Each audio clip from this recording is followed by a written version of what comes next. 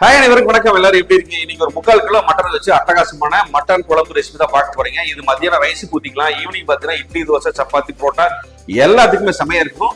எப்படி செய்யலாம்னு பார்க்கலாம். வாங்க வீடியோக்குள்ள போலாம். இன்னைக்கு மட்டன் குழம்பு செய்யறதுக்காக நான் 3/4 கிலோ மட்டன் எடுத்துக்கிறேங்க. ஈரலும் நான் கேட்டு வாங்கியிருக்கேன். நெஞ்சு கறி, தொடக்கறி எல்லாம் கலந்து வாங்கியிருக்கோம். இது கழுவி நீட்டா வச்சாச்சுங்க. இது ஓரமா இருக்கட்டும். இப்போ ஒரு சிம்பிளான மசாலா ரெடி பண்ணிக்கலாங்க. இப்போ ஒரு வானொலியில கொஞ்சமா எண்ணெய் சேர்த்திருக்கேன். 100 கிராம் சின்ன வெங்காயம், 10 கிராம் பூண்டு, 5 கிராம் இஞ்சி, ஒரு ஸ்டார் அனீஸுங்க, 2 பட்டை, 2 ஏலக்காய், 4 கிராம்பு. கூடவே பாத்தீங்கன்னா 1/4 டீஸ்பூன் குருமிளகு, 1/2 டீஸ்பூன் சீரகம், கொஞ்சமா சோம்பு சேர்த்திக்கலாம், 1/2 டீஸ்பூன், ஒரு கைப்பிடி தேங்காய் தூள் சேர்த்திக்கலாம். அடுத்தது 1/2 டீஸ்பூன் மல்லித்தூள், 1 டீஸ்பூன் மிளகாத்தூள் வச்சிருக்கேங்க, சேர்த்திக்கலாம். இப்போ நம்ம அடுப்பை சிம்மில் வச்சுக்கலாங்க.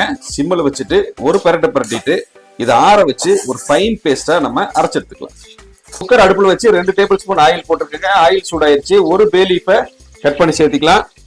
100 கிராம் நறுக்கின சின்ன வெங்காயம், அடுத்தது கொஞ்சமா கருவேப்பிலை. இப்போ 2 தக்காளியை நறுக்கி வச்சிருக்கேன், சேர்த்திக்கலாம். இது கூடவே கொஞ்சமா மஞ்சத்தூள். தக்காளி பாதி வதங்கிருச்சுங்க. நம்ம 3/4 கிலோ மட்டன் சேர்த்திக்கலாம்.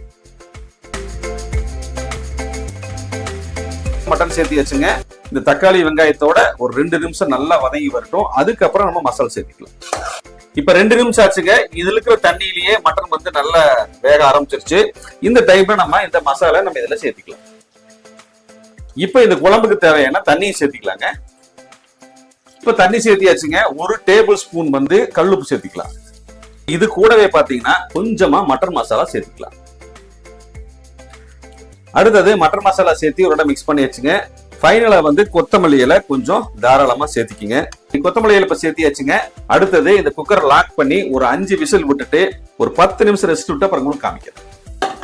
இப்போ ஒரு 5 விசில் விட்டாச்சுங்க. ஒரு 10 நிமிஷம் ரெஸ்ட் விட்டாச்சு. நம்ம ஓபன் பண்ணிக்கலாம். குழம்பு அட்டகாசமா கலர்ஃபுல்லா வந்திருக்குங்க. நல்ல கம்மன்னு வாசனை கூட. இது இட்லி, தோசை, சப்பாத்தி, ஒயிட் ரைஸ் எல்லாத்துக்குமே கலக்கலா இருக்கும். இதே மாதிரி நீங்களும் ட்ரை பண்ணி பார்த்துட்டு எப்படி இருக்குன்னு கமெண்ட் சொல்லுங்க. நன்றி, வணக்கம். அடுத்த வீடியோ பார்க்கலாங்களா? பாய்.